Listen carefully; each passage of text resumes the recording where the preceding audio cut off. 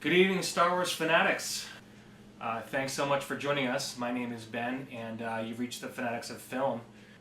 We're going to go over The Last Jedi. I was trying to hold out, but I ended up getting it, and anyway, I'm here with my good cohorts. Hey, this is Neil. Dive a little deeper into the discussion. All three, cutting him off, here together. We're here to bring it to you. Yeah, thanks so much for tuning in, guys. But we're just going to try to go through and find some of the good stuff. So yeah, this was our crazy iconic moment that I literally went home, went nuts for, and everybody on YouTube was screaming their heads off about this scene. It was such a bizarre moment. I mean, it's like once again, half the theater laughed, half of them went, "What the?" Like nobody knew what to think. I sure didn't know what to think. Once again, I think it's weird Marvel humor thrown into this thing, and you can see him throw it over, and he's like. I could see him going, Ryan, are you sure you want me to throw it over my shoulder, not just on the ground? You know, as opposed to like, you know, well, you know, it's very, it's very, you know, once again, cartoony, and just doesn't belong in this scene at all because it's the music. The John Williams music here it's a new theme that was introduced in TFA that's extraordinary, and it brings your emotions out so much, and it's such a beautiful scene. Anyway, just completely robbed us of everything of that. Like, I would have loved to have seen him at least embrace the lightsaber and go, oh my gosh, this is the one. Because the last time we saw this lightsaber, it was in Empire Strikes Back. That was the last time last time he saw this thing. Well, you know, and that was it. I guess I wasn't so shocked at first, you know, when I first watched it. Well, and it was weird, and it was just like, okay, let's see how this thing kind of plays out. Okay. Let's see where this goes. This is kind of awkward, but maybe this is leading to a different explanation, and you'll kind of understand what's going on with Luke as it plays out. But really, the scene, all it was, I mean, the only effect was for that kind of comic, you know, it's just juxtaposition. Because I mean, him having it from Empire, I mean, seriously, if he was that disgruntled about it or something, I mean, this was so meh that you'd think something like that. It was attached to his hand the last time he had that thing. You know? Yeah. That he would take it with his freaking robotic hand and he would just chuck it into the ocean or wherever the heck it was, or he'd snap it over his knee or do something a little more forceful. And just toss it over his shoulder. And Luke's face, when that happens to Luke, it's burned into my brain. Yeah. He goes, oh, you know, and it's chopped off. Yeah. Seeing that moment, and he's just like, I don't know, forgive me everybody, but that's burned into my brain. I see that all the time. And so that, for you know, and for all of you out there, I'm sure you hopefully agree with me, it's bizarre. It makes it pretty powerful now you put it like that. But the biggest not congruent, or it didn't make sense. He looks like a Jedi. He looks like a Jedi Master. Rey's coming up. Master, I need a teacher. Here's your lightsaber. And he just like tosses it over. If it was Yoda, if it was Qui-Gon, if it was Obi-Wan, if it was any of these other characters, these Jedi Masters, I mean, you may not be granted the rank of master, but I mean, you can sit on the council. We'll let you on. We'll teach you. But I don't know. And this goes directly into the next shot, which we go from Luke in Jedi robes to immediately. Oh, that's right. I didn't immediately that. Hermit Luke. That's something I noticed. I was like, dude, why did you just go from you look like the savior of Star Wars? We just ended The Force Awakens. Like, here's Luke Skywalker. Our next scene is like he's still looking like he's that. already he's changed. Still like, oh, but then throws it over the shoulder, and then next scene he's all dark, scraggly, and Hermit Luke. Like it was just, whoa. Well, you know what's weird is they never explained like the because when Force Awakens ended, it almost looked like he was in front of a gravestone. You know, I thought he was there, and maybe he was dressed up in his white and his Jedi outfit because he was actually mourning something, and he was actually having a bit of a a ritual or his own personal ritual, and I don't know. That could have been cool if it was explained that way too, and maybe it would have been more palpable if he was like, "Hey, you're in the midst of my ritual right here. I don't need this thing. You know, this isn't part of the ceremony." And then moving on, but yeah. Or what if it was like Luke did have a wife, and Kylo killed her, and that was like the driving force. See, that would have been powerful. That would have been. Yeah. Oh. I think Ben and I had talked about that too previously with just having the mention of Mara Jade in there as if, you know, Luke and her had basically been bringing a new direction to the Jedi and stuff, and doing that together, and then her somehow passing away or dying in a battle or something that basically pushed him further away into this hermit state. You know, I mean, that would be cool. That would have helped me explain like his real depression, because him just being the way it's over this thing, losing a loved one, just being in solitary confinement, and losing like that would have been made. It would have made it, this whole thing, everything so much better if he had lost Mara. Attention, Lucasfilm. Mara Jade, a huge missed opportunity. Huge. We're moving on, or don't? Okay. No, it's good. Let's move it. So just real quick. Yeah. Yeah, and he's just like above everything else we just talked about. He's in a completely different outfit now, and it's literally seconds later. It's not like the next day or 6 hours later. It's the very next moment. He is in a different. He's wearing different clothes. Yeah, that's hilarious. You guys screwed that one up. Sorry. Yeah. Like a Batman and Robin kind of editing faux pas right there. You know, Batman and Robin. Anybody? The worst of the Batman movies. Once we get back to rating those. Yeah, I mean that was kind of stuff where Robin was changing outfits every 2 or 3 frames. I didn't realize that. I hadn't realized that. It's bad stuff. Okay, so once again, so this is one thing that of course that everybody hates. Where's Han? And then it cuts off. It cuts him off. So you don't get any remorse from Luke. You don't see Luke and Han are best friends at the end of Return of the Jedi. Hey, I know that you thought that I was like, hanging out with my sister, but my sister, you can have my sister. No, anyway, I'm not sure if but no, just like having Luke and Han were best friends. I don't care what anybody says, they were best friends, and having Luke not get to see Luke mourn for like 30 seconds. You didn't get 30 seconds to mourn for Han. Or maybe him and Chewie they could just hug it out for a second. Then have them hug it out. Something. Give us... Respect the original trilogy a little bit. Or just connect us with the characters, Doug. I mean, it's gotten to this point, and I've made this mention a couple times, and I'll do it again. And, whenever there's marketing to be done, it's with the characters that are connected. You're always seeing Chewie, you're always seeing Darth, you're always seeing, Vader. I mean, you'll see Maul sometimes because people connect with him on, just a different level. But as far as the characters, I mean, there's got to be some connection for you to actually market them and have them, connect with anybody else. And as much as maybe people don't think that one gender or another like appreciates Luke, or that it has to be only boys or something like that, that's not the only thing. I mean, there's definitely the connection with his personality and how it comes across in all the different aspects of the marketing and how they put things out there. So, I don't know. That kind of goes along with like what I was saying. Like, we're going to all these new places. It's not familiar. Like, we can visit Tatooine. I'd love to see Tatooine.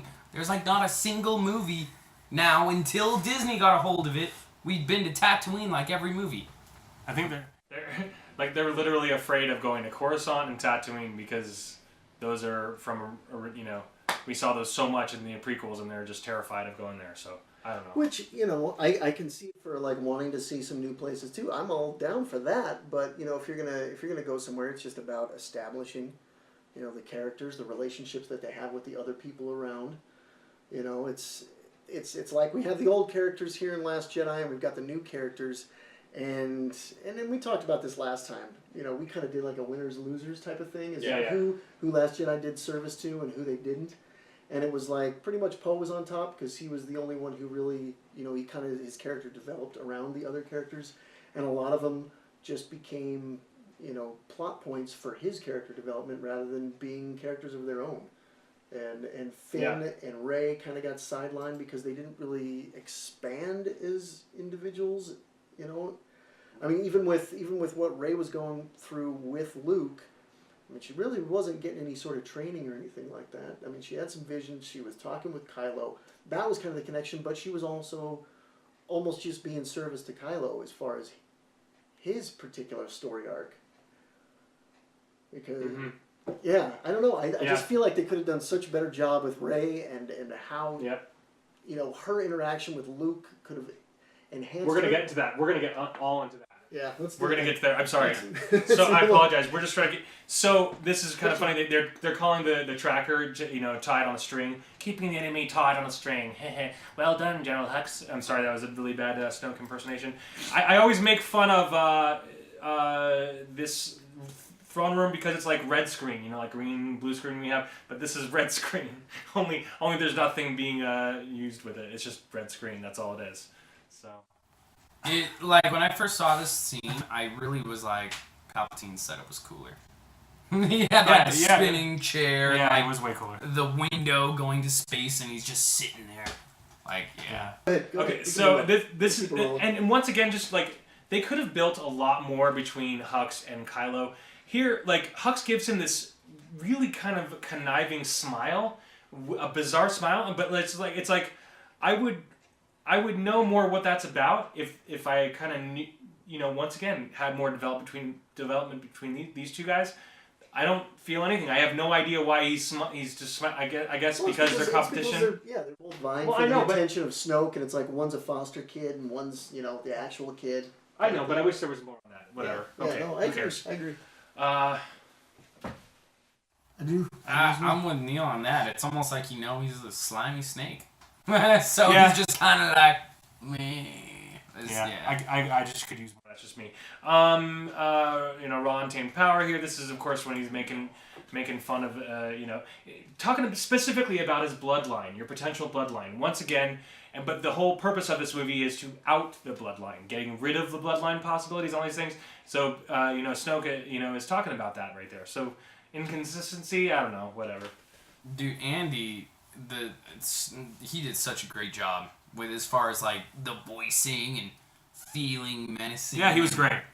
He definitely did a good job. I could have taken more of his. Yeah, he's really fantastic, and the way he brings Snoke to life with very little dialogue and everything was holograms last time.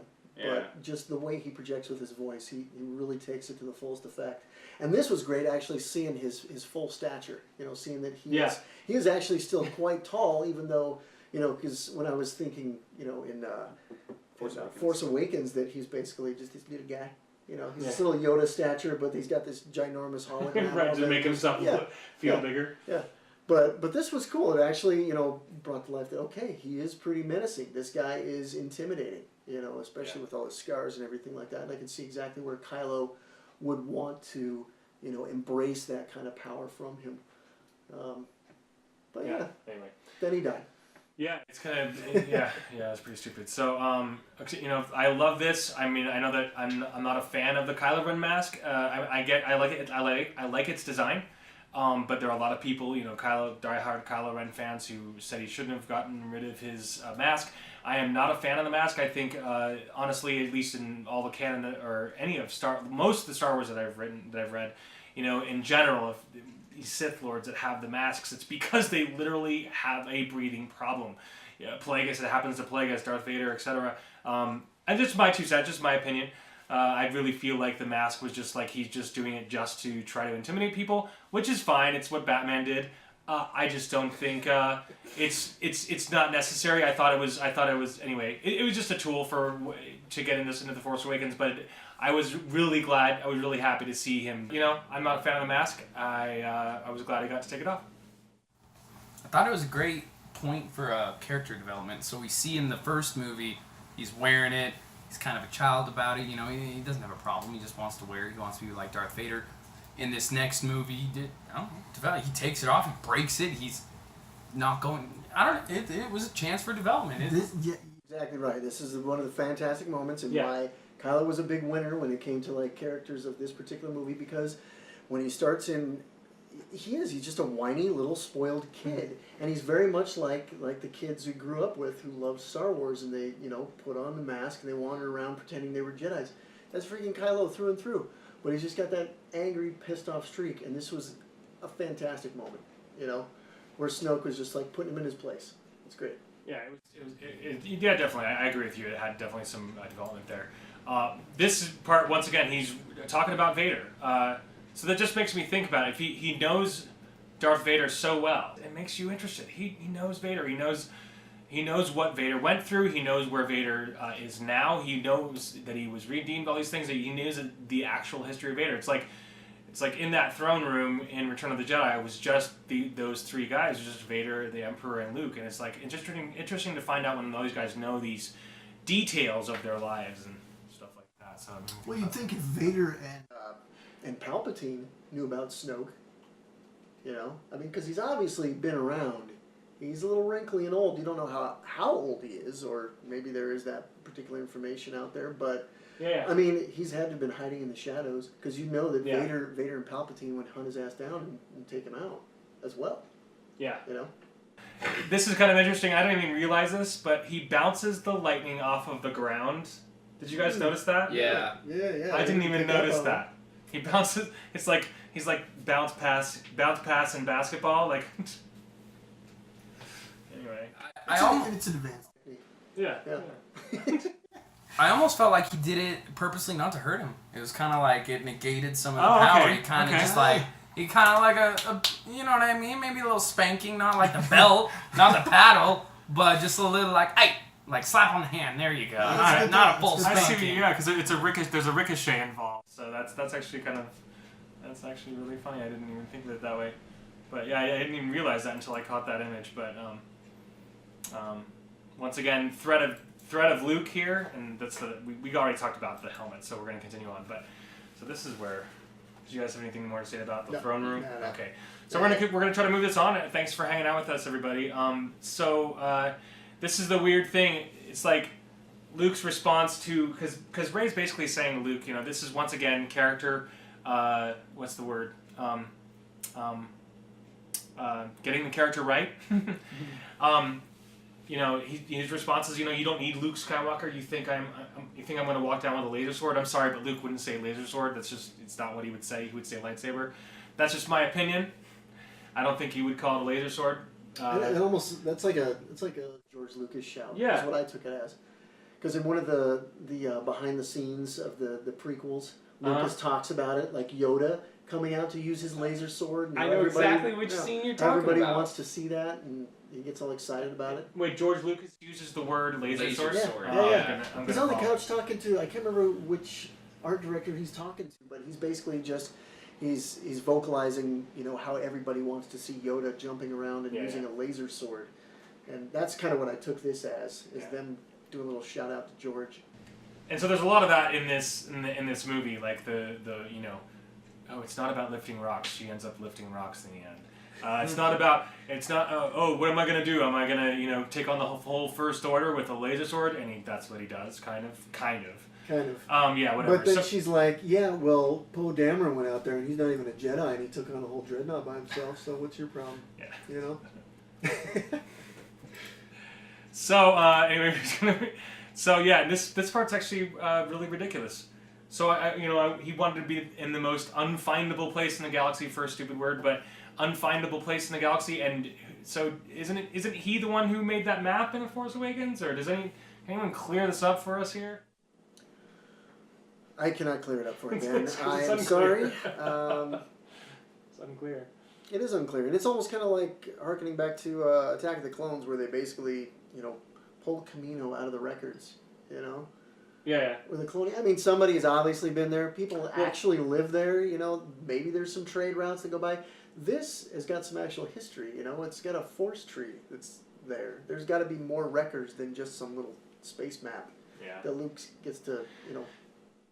But my biggest point on this is like he didn't want to be found, and that's what he was expressing to Rey, is that he didn't want to be found. And yet, there's a map that, well, apparently I don't know who put together that map then. It's like who made that map, and then who separated out pieces so that they could find it, and then R2 obviously R2 had the missing portion of the map, so it had to have been Luke, right? So that's what everybody assumes. So it's like, clear this up for us, Lucas or Rian Johnson or whoever the hell. Whatever. It almost feels like it was supposed to be he was marooned. Not that he was trying to be not found, but that he was like marooned, and when she shows up, he's like, here he is, Luke Skywalker, Jedi Master, and how we saw in that documentary with Rian Johnson how they wanted to have rocks floating around Luke with the Force emanating, like feels like he almost was abandoned there and he was trying to be found. And the whole point from The Force Awakens was Snoke's being like, you can't find Skywalker, you can't find Skywalker, don't let him to Skywalker.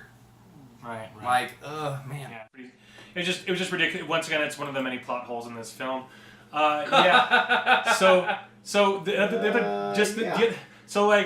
just after this film came out, like I was just on Twitter and Ryan was boasting about this toy, the toy of the sea cow, and apparently it's like a really popular toy amongst weird people. So this stupid sea cow.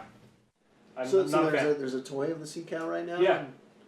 And apparently, I think it shoots green milk and everything, so it's really stupid. Toys R Us should really hold on to that one for the last days of stupid. I don't know what everybody's problem is. I thought it was awesome. I thought it was freaking sweet because the moment we see it, I knew it was like blue or green milk or something, and just Luke, just like, oh my god. And then when Rey looks right at it, and it just looks at Rey like. It was so... I loved it. I loved it. I could have taken it one way or the other, but the thing that threw me off was basically just the sound effect that this thing makes. Just like, give me more. What you doing here? Better than Jar Jar Binks. I'm pretty sure everybody can agree with that. Maybe. I don't know. I'd rather take Jar Jar over that. It was pretty lame. And just seeing the toy of it made me want to puke. I tweeted, I was like, what the hell? Anyway, so it's like this slushy dispenser. Green milk slushy. Yeah, beautiful. So we're gonna move on. And this tree, for the longest time, I thought this tree was the same very tree that we see at the end of Shattered Empire, the comic that came out that takes place right after Return of the Jedi. It came out only a few years ago, but it takes place right after Luke jumps out of the Death Star, and he's literally having to defend himself, like people think, because he's in an Imperial shuttle jumping out of the Death Star like that, and people are thinking it's Imperials. They're like, hey, he's like, no, it's me, it's General Skywalker, blah blah blah. Anyway, beyond that, he ends up grabbing these trees from an Emperor's outpost, and I always thought that this was one of them. Apparently it's not. Apparently it's been there since thousands of generations ago, like Obi-Wan has said. But the funny moment is that he says specifically, it was built. It was built. This tree was built. It was built thousands of generations ago. It's like, okay, you build. I guess you build a tree. I don't know. Maybe I don't know. Maybe that was just a flaw in the script. I don't know. It's kind of weird. I don't know. Yeah, that's a good question. It was a weird moment. A tree that was built, or maybe the Force was built around. Yeah, it's probably just, it could be just a flawed script or something. I'm not sure. I have no idea. Moving on, and so once again, building up and tearing down on this channel. I always talk about that. Sorry to keep doing this to you, but honestly, that's kind of what has been happening here. All this building up and tearing down, zeroing in on these books. We're all fantasy nerds. We're all just. We love science fiction and fantasy, and we just go nuts for it. And we read. That's what we do. I read all the time. I read all the Star Wars books, and for them to dismiss the books in general, just awful. Anyway, anything you guys have to say about that? Okay, we're gonna continue on. We're trying to push through this faster. So, she knows this place. She's dreamed of this place, which is kind of weird, kind of interesting. She whatever, but she didn't know it, etc. And then the ancient Jedi texts. Just like me, they're the last of the Jedi religion. Reminds me of Tarkin. Tarkin says that. You're the last, you, Darth Vader, are the last of all the religion. So. It's almost weird that they call it a religion, because in the prequels, they never referred. Well, they're calling it now that there is a Church of the Force now in current canon. There is a Church of the Force, but Tarkin calls it that in A New Hope. He calls it a religion. I think it's just basically because I always just took it as a religion was. It just has a different context. Some people believe it and some people don't. Well, not a religion like we have here in this particular time, in this particular galaxy. We're talking about, it's just a frame of belief. Right. Something that you basically give your life into, Well, imagine you're in a place as big as a galaxy. You're like, oh, my next door neighbor lives on planet so-and-so. and that's your next door. That's someone that's a friend of yours. So the point is that it's such a vast area that you have like people that have seen evidence of the Force and people who have never seen it ever in their lives, like Han Solo. It's like, you don't believe in the Force, do you? And then once again, it's the whole essence of religion. Anyway, right. It's like, do you believe in it or not? That's the point of religion. If you believe in it or not, that's what I mean. Well, and I guess you can take it in that sense, because, you know, when you first meet Han Solo, he's just like, I don't believe in all that hokey religious, mumbo jumbo kind of, Force stuff. There's nothing that guiding my path. No, it makes what he said makes a lot of sense as far as it's just not like a religion like we would think, and that makes a really good point. It's almost like a monk thing. Monks, Jedi would be like a monk. It's like religious, but like. I think a lot of people associate religion with God, and that's fine. But I think a lot of people don't associate religion with God. There's a lot of religions that don't worship God. Right. So you could, religious cult, whatever you want to call it. It is what it is. So this is a really cool shot of Luke with the jutting pieces of the ancient tree out there, which is really cool. And I'm really sad that tree isn't the damn Force tree that he. I thought it was this anyway. Whatever. I wonder what happened to that stupid tree, because there was it's an important tree that he steals from the Emperor. So anyway. Is that not the same tree that? No, it's not. This is the one that was built. This is the built tree that was built thousands of generations ago. So once again, like, Luke is trying to figure out what's so special about Rey, tracking through light speed. Oh, this is our funny loophole, or excuse me, plot hole moment. They tracked it through light speed.